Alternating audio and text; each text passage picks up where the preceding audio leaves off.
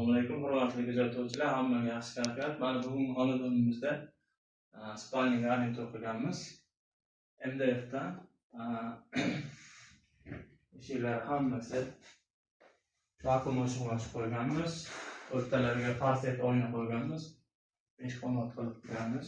Joy kichikroq bo'lgani hisobiga. Bu tomonda turmalarimiz, ular razmerlarni katta qilib ishlaganmiz.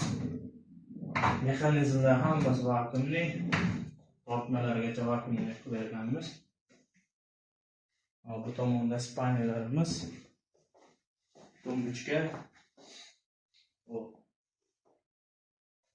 tomonda apparatni bu tomonlarda olasiz.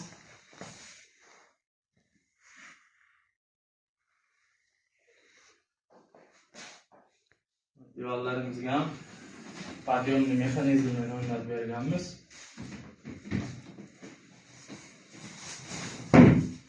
Hammasi inshaalloh cho'tki bo'lgan. Kimga shunaqa xizmatlar kerak bo'lsa, aloqaga chiqaverasizlar.